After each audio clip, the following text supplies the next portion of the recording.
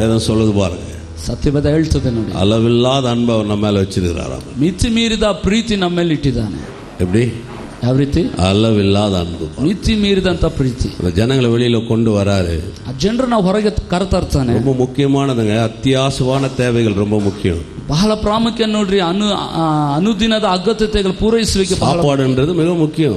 ಆಹಾರ ಅನ್ನೋದು ಬಹಳ ಪ್ರಾಮುಖ್ಯ. ஒரு மனுஷனுக்கு பர்ஃப்யூம் இல்லைன்னா கூட இருந்துடலாம், சோறு இல்லாம இருக்க முடியாது. ಒಬ್ಬ ಮನುಷ್ಯನಿಗೆ ಪರಿಮಳ ಬೀರುವ ಒಂದು ಸೆಂಟ್ ಇಲ್ದಿದ್ರು ಇದ್ಬಿಡ್ತಾನೆ. ಅಂದ್ರೆ ಆಹಾರ ಬಹಳ ಪ್ರಾಮುಖ್ಯ ನೋಡ್ರಿ. 3 வேளை இல்லைனாலும் 2 வேளையோ சாப்பிடணும். 3 ಹೊತ್ತು ಇಲ್ದಿದ್ರು 2 ಹೊತ್ತಾದ್ರೂ ಊಟ ಮಾಡಬೇಕು. யோசிச்சு பாருங்க, அத்தியாவசியமான தேவை அதெல்லாம். ಯೋಚನೆ ಮಾಡಿ ನೋಡ್ರಿ, ಅತ್ಯವಶ್ಯಕವಾದಂತ ಬೇಡಿಕೆ. தண்ணி ஒரு அத்தியாவசியமான தேவை. அது ನೀರು ಅನ್ನೋದು ಬಹಳ ಅವಶ್ಯಕವಾದದ್ದು. ஒரு பாதுகாப்பு, அதாவது ஒரு இடத்துல இருக்கிறோம்னு சொன்னா ஒரு பாதுகாப்புன்றது மிக அத்தியாவசியமான ஒரு தேவை. ಒಂದು ಸ್ಥಳದಲ್ಲಿ ಇದ್ದೇವೆ ಅಂತ ಹೇಳಿದ್ರೆ ಕಾಪಾಡುವಿಕೆ, ಸಂರಕ್ಷಣೆ ಅನ್ನೋದು ಬಹಳ ಅತ್ಯವಶ್ಯಕವಾದದ್ದು. இவ்வளவு அத்தியாவசியமான தேவைகளை சந்திச்சாவே வாழ்க்கையில நமக்கு சிந்திக்கிறதுக்காக தான் புத்தி நல்லா வேலை செய்யும், நம்ம சிந்தனைகள் நல்லா யோசிக்கும். ಇಷ್ಟ ಅವಶ್ಯಕತೆಗಳು ಪೂರೈಸಿದ್ರೆ ಮಾತ್ರನೇ ನಮ್ಮ ಬುದ್ಧಿ ಮೆದುಳನ್ನು ಸ್ವಲ್ಪ ಯೋಚನೆ ಮಾಡ್ತದೆ, ಚಿಂತಿಸ್ತದೆ. ಅದು சொல்லுது பாருங்க, ವಾಕ್ಯ ಹೇಳ್ತದೆ, வானத்திலிருந்து மன்னாவை கொட்டினாராம் பாருங்க. ಆಕಾಶದಿಂದ ಮನ್ನವನ್ನು ಸುರಿಸಿದನಂತೆ. 30 ಲಕ್ಷ பேர் சாப்பிடுறதுக்கு வானத்திலிருந்து மன்னாவை கொட்டுறாரு. 30 ಲಕ್ಷ ಜನರು ಆಹಾರ ಸೇವಿಸಲು ಆಕಾಶದಿಂದ ಮನ್ನವನ್ನು ಕೊಡ್ತಾರೆ. கண்மலையை பிளந்து தண்ணீரை கொடுக்குறாரு, ಬಂಡೆಯನ್ನು ಸೀಲಿ ನೀರನ್ನು ಒದಗಿಸ್ತಾ ಇದ್ದಾರೆ. இன்னைக்கு போய் நீங்களே பாருங்க, ஒரு பாட்டில் தண்ணி வாங்கினோம்னா 20 ரூபாய் 1 லிட்டர். ಇವತ್ತು 1 ಲೀಟರ್ ಬಾಟಲ್ ನೀರು ತೆಗೆದುಕೋಬೇಕಾದ್ರೆ 20 ರೂಪಾಯಿ. அன்னைக்கு பாருங்க இலவசமா மினரல் வாட்டர் கொடுக்குறாரு கர்த்தர். ನೋಡ್ರಿ, ಉಚಿತವಾಗಿ ಶುದ್ಧವಾದ ಮಿನರಲ್. இந்த சாப்பாடு மனுஷ சமைச்சது இல்லங்க.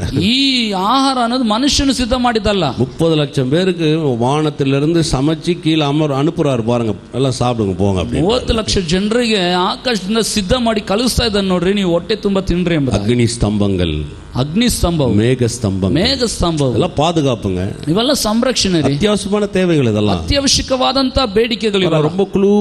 ரொம்ப குளிருது, ரொம்ப பனியா இருக்குதுன்னா அந்த இடத்துல நம்மளால ஒரு மாதிரி இருக்கவே முடியாது. ஒரு நமக்கே தோணும், சலிப்பாயிரும். அப்படியே ಬಹಳ ಚಳಿಯಾದಂತ ವಾತಾವರಣ ನಾವಿದ್ರೆ ನಮಗೆ ಬೇಸತ್ತು ಹೋಗ್ಬಿಡ್ತದೆ. நிறைய வெயில்ல ಇருந்து பாருங்க, கொஞ்ச நேரத்துல உங்களுக்கே அந்த வேர்வை ஊத்த ಅನೀಸಿ ಆಯ್ಡುವೀங்க. அப்படி ಹೆಚ್ಚಾದ ಸಮಯ ಬಿಸಿಲಿನಲ್ಲಿ ಇದ್ದಿದ್ದು ನೋಡ್ರಿ, ಬೆವರು ಬಂದು ಒಂದ್ ರೀತಿ ನಮಗೆ ಒಂದ್ ರೀತಿ ಆಗ್ಬಿಡ್ತದೆ. ಇದೆಲ್ಲ ಅತ್ಯವಶ್ಯವಾದ தேவைகள், ಇವೆಲ್ಲ ಅತ್ಯವಶ್ಯಕವಾದ ಬೇಡಿಕೆಗಳು. ಮತ್ತೇಯ ಸುವಿಶೇಷம் 6ஆம் அதிகாரத்தில் இயேசு சொல்றாரு, ಮತ್ತಾಯನ ಬರೆದ ಸುವಾರ್ತೆ 6ನೇ ಅಧ್ಯಾಯದಲ್ಲಿ ಯೇಸು ಸ್ವಾಮಿ ಹೇಳ್ತಾರೆ, நீங்கள் விசேஷித்தவர்கள் அல்லவா, ನೀವು ಹೆಚ್ಚಿನವರಲ್ಲವಾ. Amen amen. ಎದಮ್ಮ அப்படி பாக்குறீங்க? ಎಷ್ಟು ಜನ ಆ ರೀತಿ ನೋಡ್ತಾರೆ? சொல்லுங்க, நான் விசேஷித்த. ಹೇಳ್ರಿ, ನಾನು ವಿಶೇಷವಾದವನು. பக்கத்துல ஒரு பார் சொல்லுங்க, நீங்க விசேஷ. ಪಕ್ಕದಲ್ಲಿ ಇರೋರಿಗೆ ಹೇಳ್ರಿ, ನೀವು ವಿಶೇಷವಾದವರು. அதனாலதான் இந்த நல்ல கர்த்தரை சந்தோஷமா பாடுறோம். ಆದ್ರಿಂದಲೇ ಈ ಒಳ್ಳೆ ಕರ್ತನ್ನ ಸಂತೋಷದಿಂದ ಆಡ್ತೇವೆ. நான் சொல்ற ஒரு நாள் நோட்டு இருக்கலாம், இல்லாம போலாம். ನಾನು ಹೇಳ್ತೇನೆ, ಬರೋ ದಿನಗಳಲ್ಲಿ ನೋಟ್ ಇರಬಹುದು, ಇಲ್ಲದೆ ಹೋಗಬಹುದು. 1000 பிரச்சனைகள் நெருக்கலாம், 1000 ಸಮಸ್ಯೆಗಳು ಒತ್ತಡಕ್ಕೆ ಈಡು ಮಾಡಬಹುದು. ஒரு சிலர்ல இப்ப சொல்றாங்க, தண்ணி பிரச்சனை எல்லாம் நிறைய இருக்குது,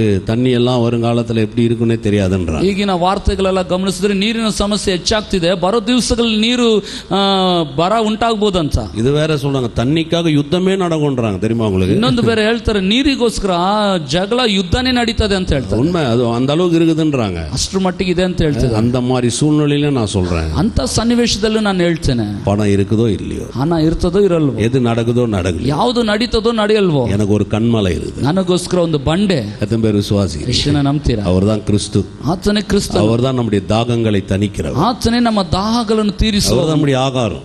ಆತನೇ ನಮ್ಮ ಆಹಾರ. சொன்னார் பாருங்க, உங்களுக்காக பிற்கப்படுகிற என்னுடைய சரீரம். ಸುಂದರವಾಗಿ ಹೇಳ್ದ ನೋಡ್ರಿ, ನಿಮಗೋಸ್ಕರ ಮುರಿಯಲ್ಪಡುವ ನನ್ನ ದೇಹ ಅಂತ. பராமரிக்கிறார் தேவன் நம்மளை, ದೇವರು ಪರಾಮರಿಸ್ತಾನೆ ನೋಡಿ. அத்தியாவசியமான தேவைகள் எல்லாம் சந்திக்கிறார், ಅತ್ಯವಶ್ಯಕವಾದ ಎಲ್ಲಾ ಬೇಡಿಕೆಗಳನ್ನ ಪೂರೈಸ್ತಾನೆ.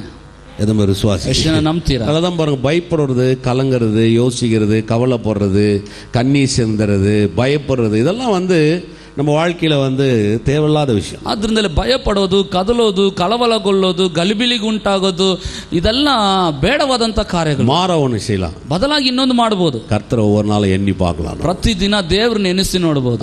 அவர் நமக்காக மரித்ததை எண்ணி பார்க்கலாம், ಆತ ನಮಗಾಗಿ ಪ್ರಾಣ ಕೊಟ್ಟದನ್ನ உயிர்த்தெழுந்ததை எண்ணி பார்க்கலாம், ಜೀವದಿಂದ ಎದ್ದಿದ್ದನ್ನ ನೆನೆಸಿ ನೋಡಬಹುದು. தாவீதின் வலது பாசத்தில் அடிக்கப்பட்ட ஆட்டுக்குட்டியானவர் சிங்காசனத்தில் வெற்றியாய் வீற்றிருக்கிறதை எண்ணி பார்க்கலாம். ತಂದೆಯ ಬಲಭಾಗದಲ್ಲಿ ಯಜ್ಞದ ಕುರಿಯಾದ ಆತನು ಜಯಕರವಾಗಿ ಆತನ ಬಲ ಬಲಭಾಗದಲ್ಲಿ ಕುಳಿತಿರೋದನ್ನ ಎನಿಸಿ ನೋಡಬಹುದು. ஆவியானவர் நமக்குள்ளாய் ஒரு வல்லமுள்ளவர் இருக்கிறான்றதை எண்ணி பார்க்கணும். ಪರಿಶುದ್ಧ ಆತ್ಮನ್ ನಮ್ಮೊಳಗೆ ಒಬ್ಬ ಶಕ್ತಿಯುತನಾಗಿದ್ದಾನೆ ಅನ್ನೋದನ್ನ ಎನಿಸಿ ನೋಡಬೇಕು. வானமும் பூமியும் ஒளிந்தாலும் என் வார்த்தை ஒளியாது, அதுல சிறு எழுத்தாகிலும் நிறைவேறும் சொன்னவரை நம்பலாம். ಭೂಮಿ ಆಕಾಶ ಅಲಿದು ಹೋದ್ರು ನನ್ನ ಒಂದು ಮಾತು ಅಲಿದು ಹೋಗೋದಿಲ್ಲ, ಅದರಲ್ಲಿ ಒಂದು ಚುಕ್ಕೆ ಆದ್ರೂ ಅಲಿದು ಹೋಗೋದಿಲ್ಲ ಎಂಬುದ ಹೇಳಿದಾತನನ್ನು ನಂಬಬಹುದು. அப்படி விசுவாசி ಆ ರೀತಿ ನಂಬ್ತೀರಾ? ஆமென்.